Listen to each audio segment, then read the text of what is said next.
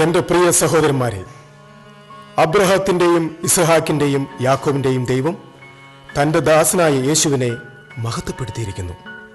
എന്നാൽ ജീവന്റെ നാഥനെ നിങ്ങൾ വധിച്ചു.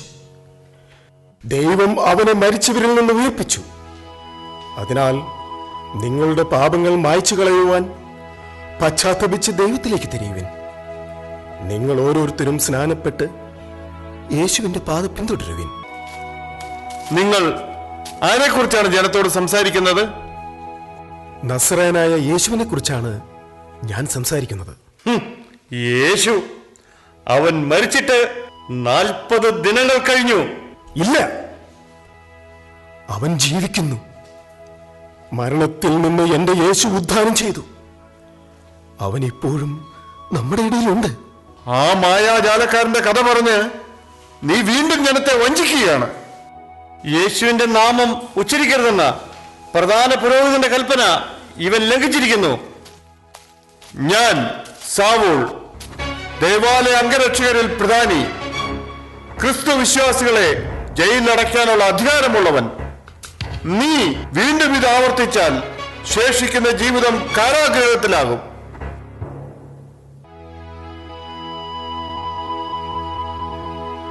ഇല്ല, ഞാൻ ഭയപ്പെടുകയില്ല.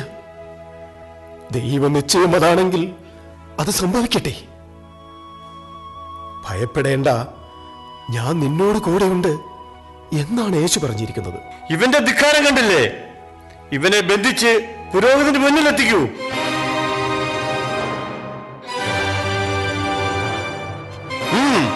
നടക്ക്.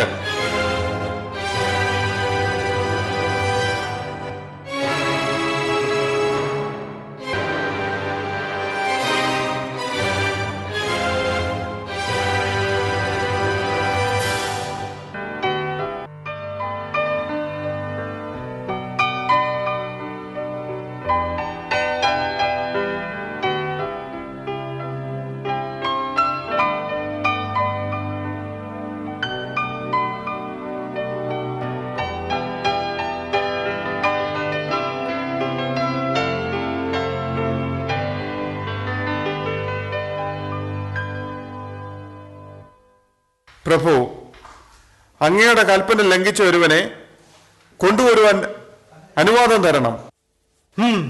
കൊണ്ടുവരൂ.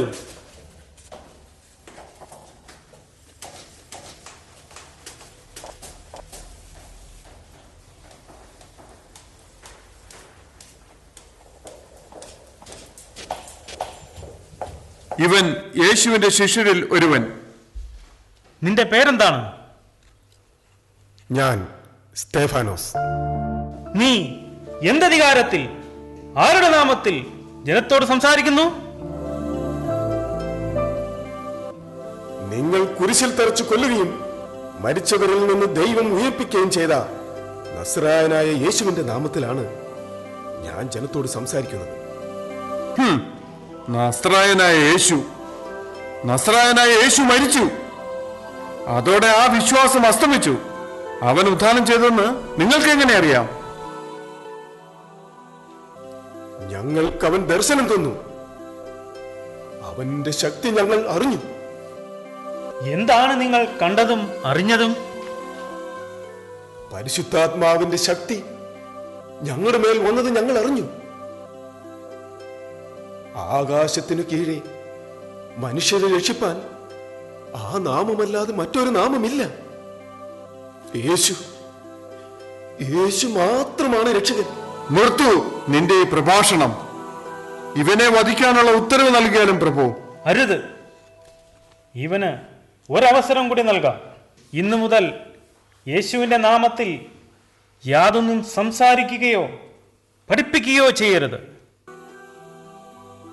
ദൈവത്തെക്കാൾ ഉപരി നിങ്ങളെ അനുസരിക്കുന്നത് ന്യായമാണ്. നിങ്ങൾ തന്നെ വിധിക്കുവിൻ. എന്തെന്നാൽ ഞാൻ കാണുകയും കേൾക്കുകയും ചെയ്ത കാര്യങ്ങളെക്കുറിച്ച് സംസാരിക്കാതിരിക്കാൻ എനിക്ക് സാധ്യമല്ല. മോശയുടെ പ്രമാണങ്ങളും ഇസ്രായേലിന്റെ നിയമങ്ങളും ലംഘിക്കുന്ന ഇവനെ ബന്ധിച്ച് ജനത്തിന് വിട്ടുകൊടുക്കൂ. അവർ ഇവനെ കല്ലെറിഞ്ഞു കൊല്ലട്ടെ.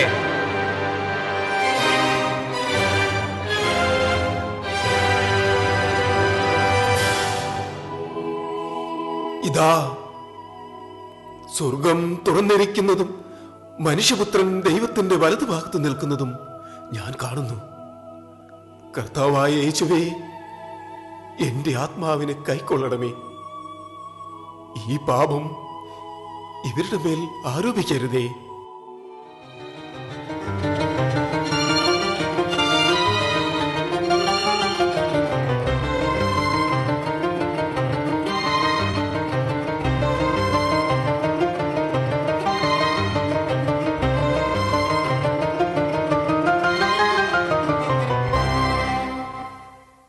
പുരോഹിത പ്രമാണിമാരുടെ ഉത്തരവനുസരിച്ച് സാവുൾ നിരന്തരം ക്രിസ്തുമാർഗത്തിലേക്ക് വരുന്ന സ്ത്രീ പുരുഷന്മാരെ തിരഞ്ഞുപിടിച്ച് കാരാഗൃഹത്തിലടയ്ക്കുന്നു. തുടർന്ന് കാണുക.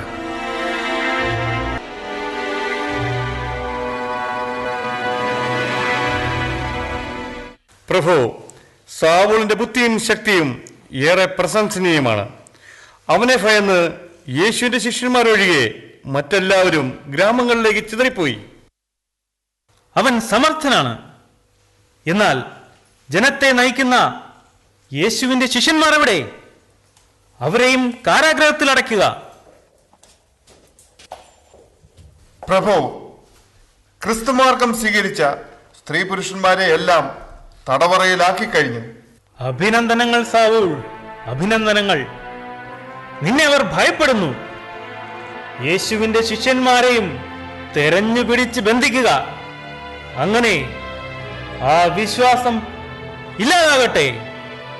ജെറുസലേമിൽ മാത്രമല്ല പ്രഭു, ദമാസ്കസിലും സമീപ പ്രദേശങ്ങളിലും ക്രിസ്ത്യാനികൾ ഏറി വരുന്നു. അതെ പ്രഭു, ക്രിസ്തുമാർഗം സ്വീകരിച്ച സ്ത്രീ പുരുഷന്മാരെ ബന്ധിച്ച് ജെറൂസലേമിലേക്ക് കൊണ്ടുവരുവാനുള്ള അധികാരപത്രം എനിക്ക് നൽകിയാലും ദമാസ്കസിലേക്ക് പോകാനുള്ള അധികാരപത്രം സാവൂളിന് നൽകിയാലും പ്രഭു.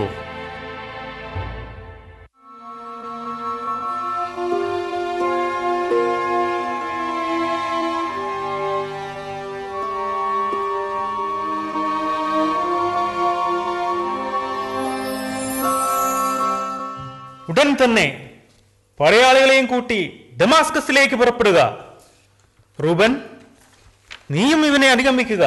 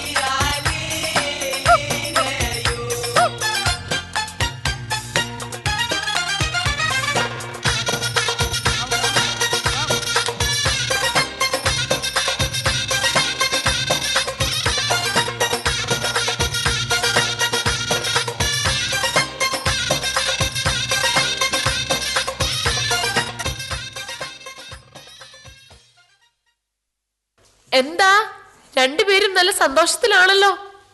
അതെ ദിന, ഇന്ന് ഞങ്ങൾക്ക് സന്തോഷത്തിന്റെ ദിവസമാണ്, അല്ലേ സാവൂൾ? തീർച്ചയായും ഞങ്ങൾ ദമാസ്കസിലേക്ക് പോകുന്നു. അതിനുള്ള അധികാരപത്രം ഞങ്ങൾക്ക് ലഭിച്ചു കഴിഞ്ഞു. ഞാനും നിങ്ങളെ അനുഗമിക്കട്ടെ? വേണ്ടതിന, ഇതൊരു കൽപ്പന അനുസരിച്ചുള്ള യാത്രയാണ്. നീ വേഗം വീട്ടിലേക്ക് പോവുക.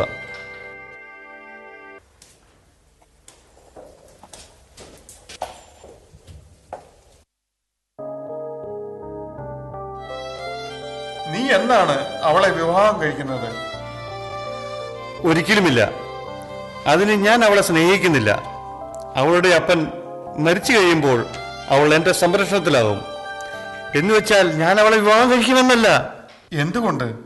അവൾ സുന്ദരിയും സമർത്ഥയുമാണല്ലോ. അതെല്ലാമാണ്. പക്ഷേ അവൾ എന്റെ വിശ്വാസങ്ങളെ ചോദ്യം ചെയ്യുന്നു. അവളും യേശുവിന്റെ പിന്നാലെയാണ്. സാവുൾ, ഈ യാത്രയിൽ എനിക്ക് പകരം അവളും നിന്നോടൊപ്പം പോരട്ടെ. നിന്റെ പ്രവൃത്തികൾ കണ്ടിട്ടെങ്കിലും അവളുടെ വിശ്വാസം ഇല്ലാതാകട്ടെ. വരൂ, നമുക്ക് പോകാം.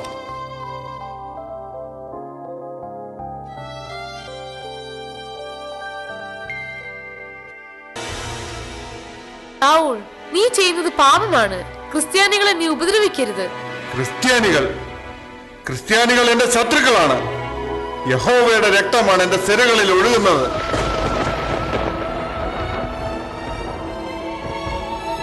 സാവുൾ, സാവുൾ, നീ എന്തിനെ പീഡിപ്പിക്കുന്നു?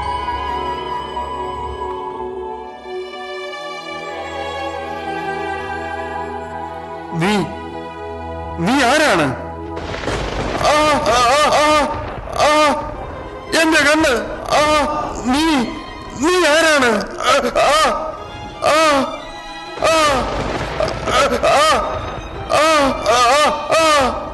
എന്റെ കണ്ണ്! സാവുൾ, നീ എന്തിനെ പീഡിപ്പിക്കുന്നു? നീ ആരാണ്?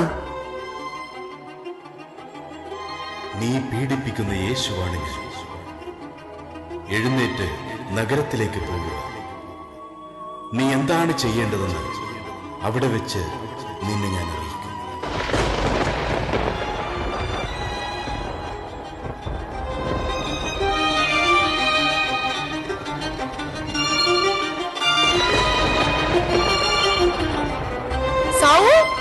സാവൂൾ, നിനക്ക് എന്ത് പറ്റി? അവൻ എന്നെ അന്ധനാക്കി. ആരാണ് നിന്നെ അന്ധനാക്കിയത്? യേശുവാണ് എന്നെ അന്ധനാക്കിയത്. എന്നെ അന്ധനാക്കിയത് യേശുവാണ്. വരൂ, എഴുന്നേക്കൂ, നമുക്ക് ദമാസ്കസിലേക്ക് പോകാം.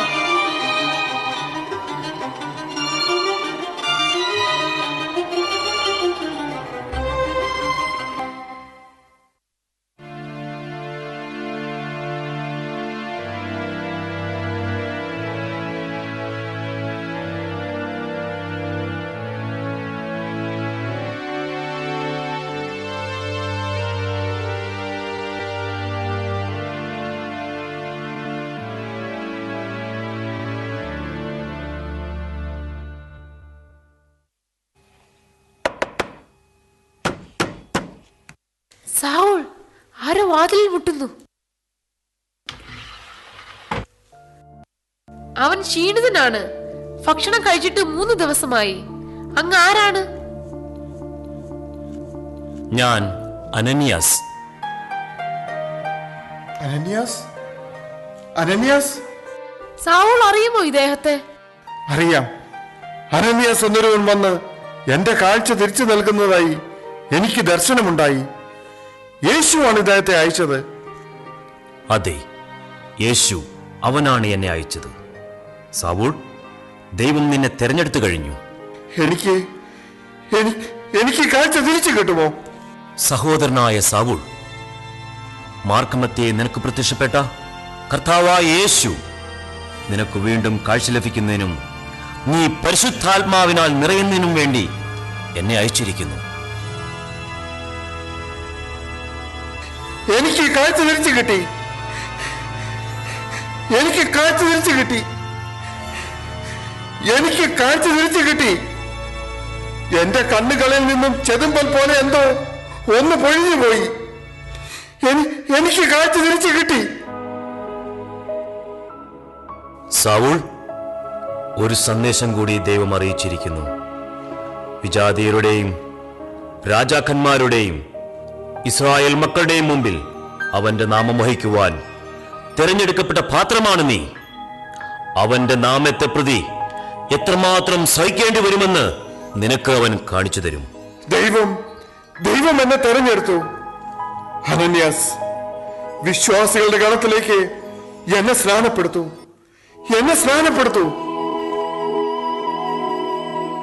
സാവൂൾ, ദൈവനാമത്തിൽ ഞാൻ നിന്നെ സ്നാനപ്പെടുത്തുന്നു.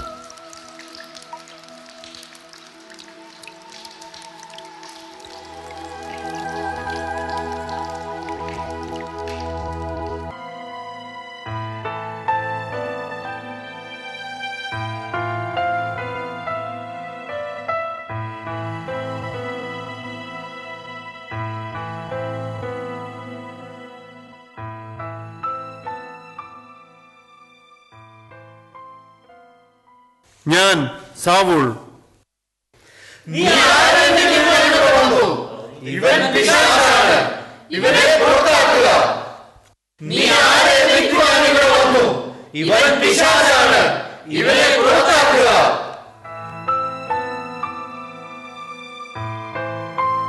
ക്രിസ്ത്യാനികളെ ബന്ധിക്കുവാൻ ജെറൂസലേമിലെ പ്രധാന പുരോഹിതൻ എനിക്ക് അധികാരം തന്നിരുന്നു.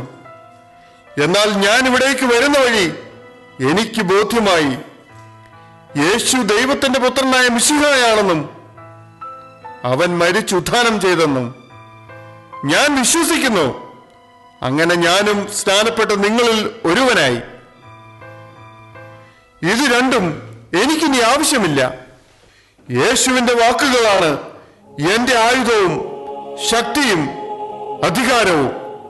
ഇന്നു മുതൽ ഞാൻ സാവൂളല്ല, ഞാൻ പൗലോസ് എന്നറിയപ്പെടും.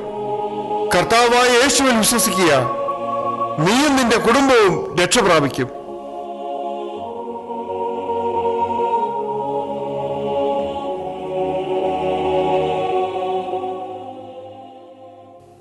യേശുവേ നീ വരൂ, ജ്യോതിസാ